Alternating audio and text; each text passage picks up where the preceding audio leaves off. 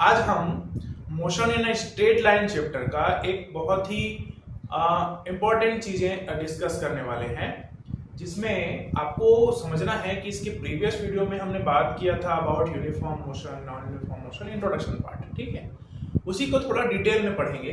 ठीक है, आज हम इस वीडियो में कवर करेंगे बच्चों uniform motion in straight line. ठीक है, इसके पहले जब मैंने आपको बताया था, दो चीजें बताई थी, तो या तो हॉरिजॉन्टल हो या वर्टिकल हो, है ना, या तो सर्कुलर हो, तो दोनों को हम बोलते थे। आज के इस वीडियो में हम स्पेशली बात करेंगे स्ट्रेट लाइन मोशन का, उसका ग्राफिकल रिप्रेजेंटेशन देखेंगे। ठीक है, फिर साथ ही साथ नॉन यूनिफॉर्म मोशन, उसकी भी बात करेंगे, किसके लिए, स्ट्रेट लाइन में, और उसके रिलेटेड चीजें जो है उसके बारे में बात करेंगे। ठीक है, तो चलिए शुरू करते हैं। आज का हमारा टॉपिक है बच्चों uniform motion in straight line. ठीक है, तो uniform motion in straight line हम कब बोलेंगे, व्हेन एन ऑब्जेक्ट, है ना, सीधे सीधे बोल सकते हैं, the object is said to be in uniform motion in straight line when it travels in a straight line, ठीक है, विथ कांस्टेंट वेलोसिटी। अगर कोई ऑब्जेक्ट जो है कोई ऐसे पाथ में चल रहा है जो बिल्कुल सीधा है, ठीक है, इस तरह का कोई पाथ है जिसमें आपका ऑब्जेक्ट जो है ट्रेवल कर रहा है, ठीक है, किससे, कांस्टेंट वेलोसिटी से। वेलोसिटी क्या हो जाएगा, कांस्टेंट। ठीक है, इस पर्टिकुलर केस को हम बोलेंगे क्या, uniform motion in a straight line. कब,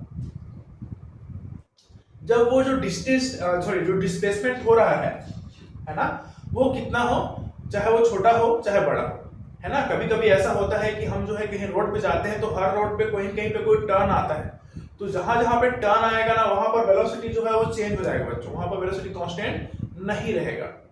तो हमको ये ध्यान रखना है कि मान लेते हैं कोई रास्ता है जो इस तरह से है ना, इस तरह से गया है सपोज, ठीक है, और ये इधर से ऐसे आया है, मान लेते हैं। ठीक है, तो जहां जहां पे आपको ये टर्न्स दिख रहे हैं वहां वहां पर वेलोसिटी चेंज होगा। बट ये वाला स्लॉट को देखिए, यहां से इस पोजीशन से इस पोजीशन जाने में मान लेते हैं ये है x1, है ना, ये है आपका x2, और यहां से स्टार्ट किया t1 से और यहां पहुंच गया t2 से। ठीक है, इस पर्टिकुलर केस में क्या होगा, वेलोसिटी क्या रहेगा, कांस्टेंट रहेगा। कांस्टेंट रहने के कारण से आप बोल सकते हैं कि जब हम बात करेंगे v कांस्टेंट है, तो हम यहां से अगर निकालेंगे तो ये क्या होता है, change in displacement upon change in time. ठीक है, तो इसके बेसिस पे हम v निकाल सकते हैं, v क्रॉस मल्टीप्लाई कर देते हैं बच्चों इसको, तो ये हो जाएगा t2 minus t1 is equal to कितना हो जाएगा, x2 माइनस x1। ठीक है, हमको चाहिए x2 का वैल्यू, ये x2 है ना, तो क्या हो जाएगा आपका v, और ये हो जाएगा t2 माइनस t1, और इधर आके प्लस हो जाएगा कितना, x1। ठीक है, x1 plus v into t2 minus t1। ठीक है, अगर ये हो गया इनिशियल और ये हो गया फाइनल। इनिशियल पोजीशन के लिए हम जनरली रिप्रेजेंट करते हैं x नॉट से, प्लस ये v है बच्चों, है ना। अब हमारे पास इनिशियल टाइम 0 लेंगे और t2 जो फाइनल टाइम है, अगर उसको हम t लेते हैं तो हमको मिलेगा vt, that is equals to जो पोजीशन है x, है ना, यहां से निकल जाएगा ये फॉर्मूला। ठीक है, तो आपको ये दो फॉर्मूले याद रखने हैं, किसके लिए, है ना, जब भी हम बात करेंगे uniform motion in straight line, तो uniform motion in straight line का फॉर्मूला होता है x1 plus v t2 minus t1 is equals to x2।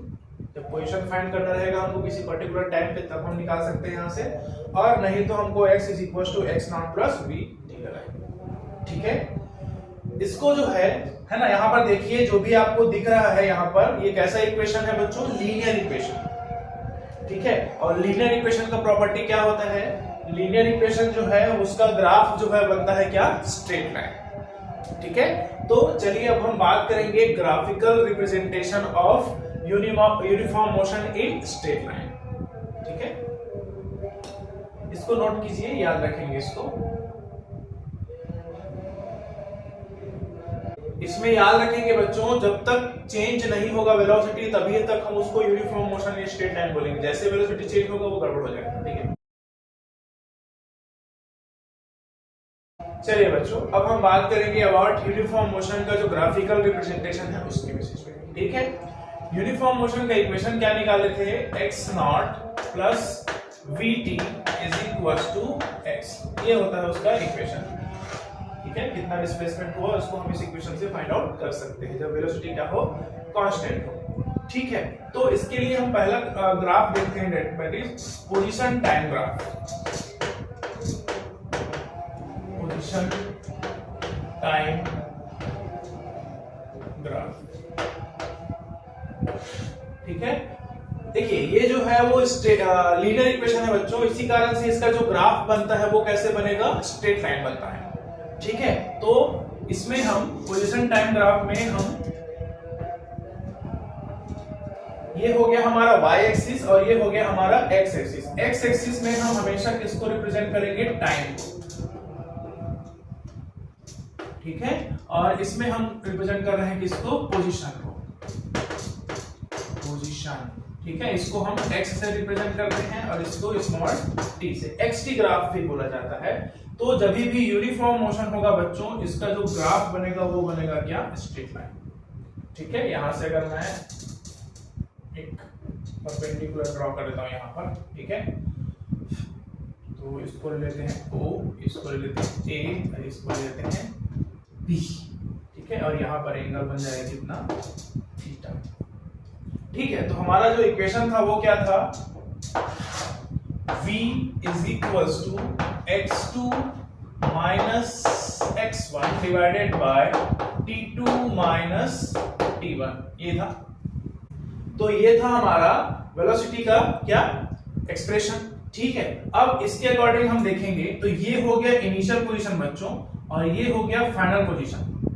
ठीक है, अगर हम x1 कंसीडर करें और इसको x2 कंसीडर करें तो ये जो गैप है AB वो हमको क्या देगा? डिस्प्लेसमेंट। और टाइम कम कौन देगा हमको? OB देगा, है ना। और ये किसके लिए निकाल रहे हैं? B के लिए। तो अगर हम इसको देखें तो ये क्या हो जाएगा? परपेंडिकुलर अपॉन बेस, है ना, परपेंडिकुलर अपॉन बेस। और इसी को हम क्या बोलते हैं? इसके लिए रिप्रेजेंट करते हैं इसको tan के लिए, यहां पर थीटा बन रहा है। ठीक है, तो याद रखेंगे बच्चों, जब हम पोजीशन टाइम ग्राफ में वेलोसिटी फाइंड आउट करना होता है तो जो ग्राफ का जो स्लोप होता है, ग्राफ का जो स्लोप होता है वही जो है वो उसको क्या, किसको रिप्रेजेंट करता है? वेलोसिटी को। ठीक है, ग्राफ का स्लोप। तो आप इसको याद रखेंगे, v इज इक्वल टू कितना होता है? tan theta. इस केस में, in case of uniform motion position time graph में अगर आपको वेलोसिटी निकालना है तब। ठीक है, ये वाला जो है वो आपका, है ना, यहां से यहां जो है वो पोजीशन और यहां से यहां जो है वो टाइम, दोनों के गैप निकाले तो ये मिला v is equal to tan theta. ठीक है, एक ग्राफ हुआ ये पोजीशन टाइम ग्राफ। दूसरा ग्राफ है बच्चों वेलोसिटी टाइम ग्राफ, क्योंकि हमने बोला है कि इसमें कौन कांस्टेंट रहता है? वेलोसिटी कांस्टेंट रहता है। ठीक है, तो इसको नोट कीजिए, फिर आगे चलते हैं।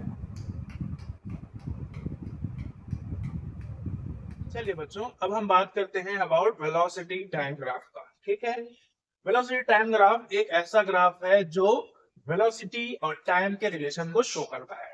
किस केस में? यूनिफॉर्म मोशन में भी आएगा और नॉन यूनिफॉर्म मोशन में भी आएगा। इसको लेते हैं टाइम एक्सिस और ये जो है आपका वेलोसिटी। ठीक है, हमको बोल रहा है कि आपका वेलोसिटी क्या है? कांस्टेंट है ना। तो अगर हम कहीं से भी स्टार्ट करें वेलोसिटी का तो वो क्या होगा? स्ट्रेट चलते जाएगा, कैसे? पैरेलल टू टाइम एक्सिस, क्योंकि ये जो है वो चेंज नहीं हो रहा है। वो जो है जैसे जैसे टाइम बढ़ते जाएगा वेलोसिटी भी वैसे ही क्या रहेगा? कांस्टेंट रहेगा। भाई बढ़ता होता है तो हम इस तरह रिप्रेजेंट करते हैं, है ना, या नीचे करते हैं। ये जो है वो कांस्टेंट है। ठीक है, अब इसके बीच में अगर आपको कोई स्लॉट दिया हुआ है, यहाँ पर मान लेते हैं ये फाइनल इनिशियल है v1 और ये जो है वो v और ये जो है वो t1 और ये जो है वो t2, इस तरह से दिया हुआ है। ठीक है, तो इसके बीच का जो एरिया है बच्चों ये, ठीक है, वेलोसिटी टाइम ग्राफ में जो एरिया निकालोगे आप, ठीक है, वो क्या देता है आपको? डिस्प्लेसमेंट के बारे में बताता है। ठीक है, इसके बारे में, डिस्प्लेसमेंट के बारे में अच्छे से याद रखेंगे इसको। ठीक है, किसको बताएगा ये, डिस्प्लेसमेंट के बारे में। अब यहाँ पर जो है वेलोसिटी चेंज नहीं हो रहा है, तो ये इसका ग्राफ कैसे बनेगा, बिल्कुल ये parallel to the time axis, है ना। कहीं पर भी अगर आपको दिखता है इस तरह ग्राफ, समझ जाना कि वो कौन सा मोशन होगा, यूनिफॉर्म मोशन। ठीक है, तो ये बहुत आसान है, इसको बहुत ध्यान रखना। तो ग्राफ के आप याद रखेंगे इसमें ये और ये, नोट कीजिए इसको।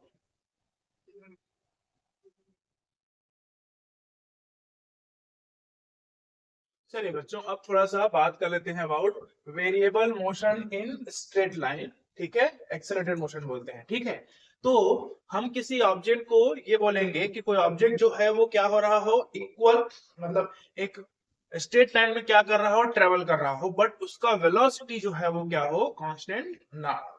ठीक है, इस केस को कैसे समझेंगे, एक ऐसा पाथ जो स्ट्रेट लाइन हो, जिसमें ऑब्जेक्ट जब ट्रेवल कर रहा हो उसका वेलोसिटी क्या हो, कांस्टेंट ना। ठीक है, बिल्कुल इसको आप हमारे डे टू डे लाइफ में जो मोशन होता है उसको समझ सकते हैं। हम गाड़ी में जा रहे हैं, साइकिल में जा रहे हैं, पैदल जा रहे हैं। ठीक है, तो इस तरह की चीजों को हम क्या बोलते हैं, वेरिएबल मोशन। तो वेरिएबल मोशन में क्या होगा, वेलोसिटी क्या रहेगा, वेरिएबल रहेगा। ठीक है, क्या होगा, वेलोसिटी चेंज होगा, और उस मोशन को बोला जाता है क्या, एक्सेलरेटेड मोशन। ठीक है, तो एक्सेलरेटेड मोशन को हम इस तरह से, एक्सेलरेटेड मोशन में एक टॉपिक पढ़ना है जिसका नाम है बच्चों एक्सेलरेशन।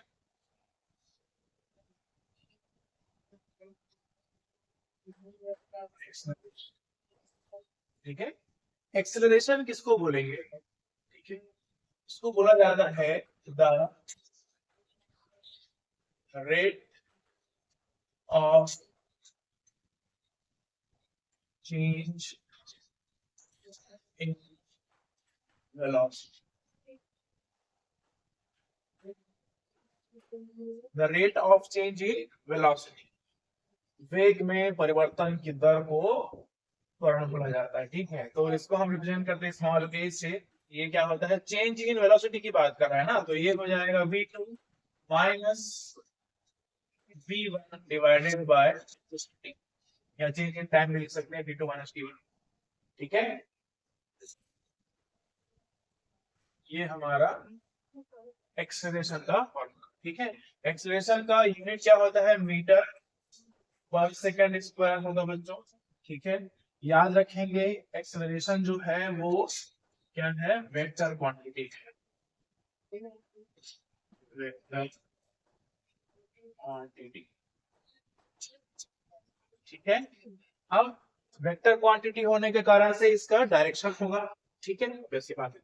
तो जब हम बात करेंगे कि जब हम वेलोसिटी को बढ़ा रहे हैं, ठीक है, ध्यान रखेंगे बच्चों, when we increases the velocity of the object, या फिर कोई भी चीज है उसका स्पीड मतलब वेलोसिटी बढ़ा रहे हैं, ठीक है, तब क्या होगा, उस टाइम हमारा गाड़ी जो है वो जल्दी जल्दी भागेगा, तो हम बोलेंगे कि हम एक्सेलरेटेड मोशन में चल रहे हैं। ठीक है, तो याद रखेंगे जब वेलोसिटी इंक्रीज होगा, वेलोसिटी इंक्रीज होगा, उस टाइम का जो मोशन रहेगा उसको हम बोलेंगे पॉजिटिवली एक्सेलरेटेड मोशन या एक्सेलरेटेड मोशन। तो इसको हम बोलते हैं यहाँ पर होगा पॉजिटिव एक्सेलरेशन।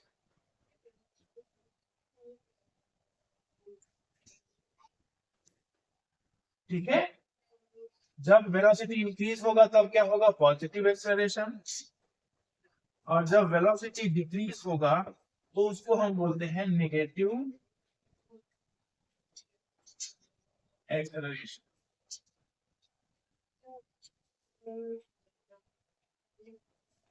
ठीक है, इस नेगेटिव एक्सेलरेशन को बोला जाता है बच्चों रिटार्डेशन,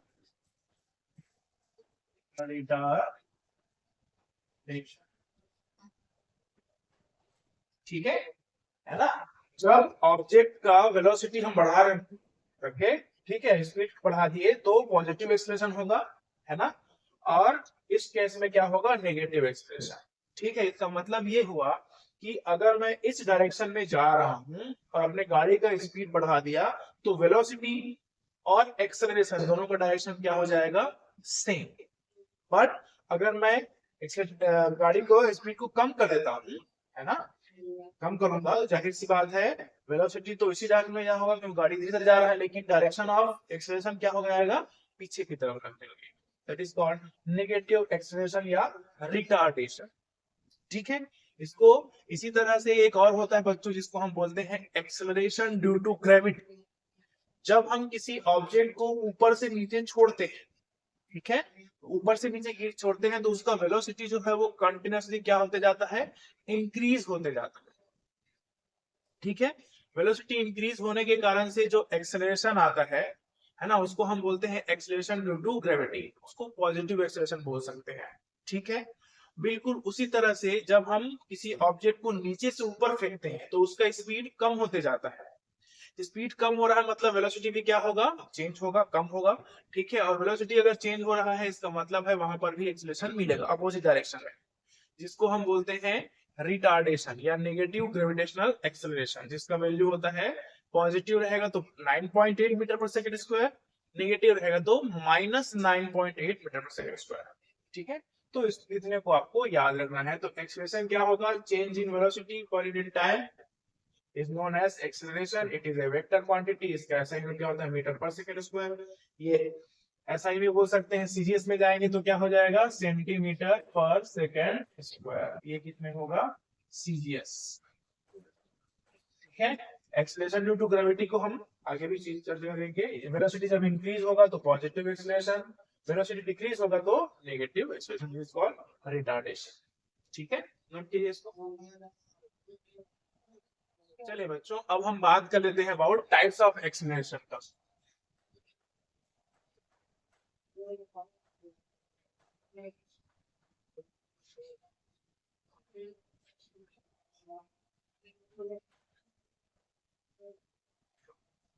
टाइप ऑफ एक्सेलरेशन में हमको पहले पढ़ना है यूनिफॉर्मली एक्सेलरेटेड मोशन।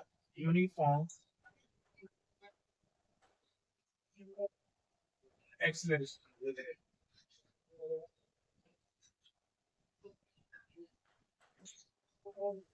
ठीक है। यूनिफॉर्म एक्सेलरेशन को हम क्या बोलेंगे, the object is said to be in uniform acceleration when its velocity when its velocity changes equal amount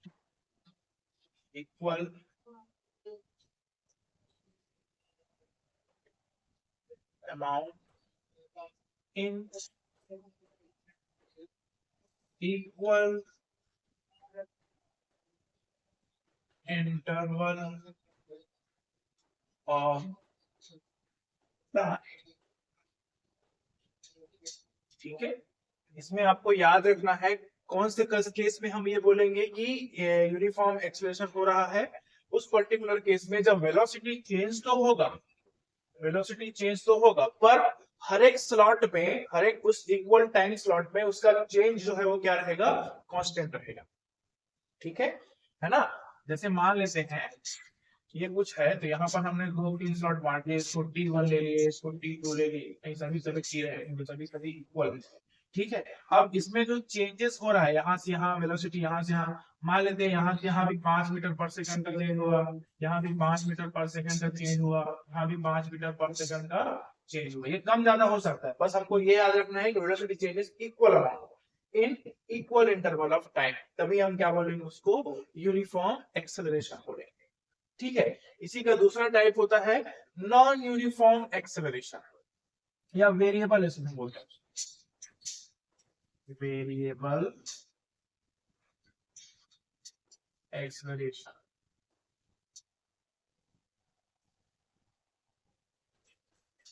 ठीक है, variable acceleration.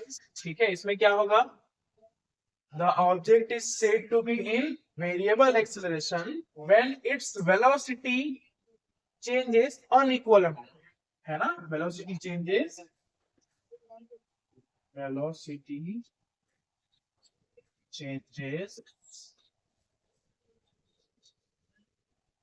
unequal amount in equal interval of time. ठीक है, वेरिएबल एक्सेलरेशन कब बोलेंगे? The object is said to be variable acceleration when its velocity changes unequal amount in equal interval of time. ठीक है, इसी से समझ सकते हैं, अगर टाइम स्लॉट सेम हो और ये 5 ये 6 ये 7 हो जाए, अलग अलग वेलोसिटी चेंज हो same amount of time interval में, तब वहां पर जो एक्सेलरेशन आएगा बच्चों उसको हम क्या बोलते हैं? Variable acceleration. ठीक है, अब हम बात कर लेते हैं अबाउट एवरेज एक्सेलरेशन। ठीक है, एज अ टाइप सोच सकते हो आप, है ना? तो एवरेज एक्सेलरेशन क्या होगा? ए इज इक्वल टू, या ए एवरेज लिखेंगे इसको, a b is equal to total change in velocity upon total time.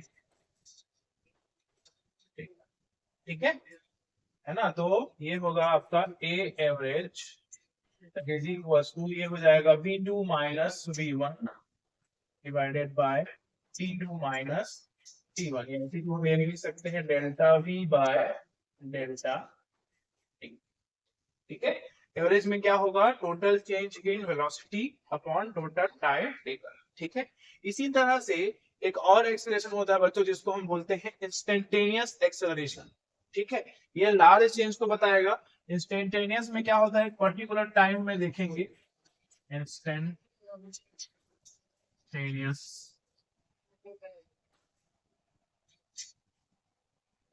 Acceleration,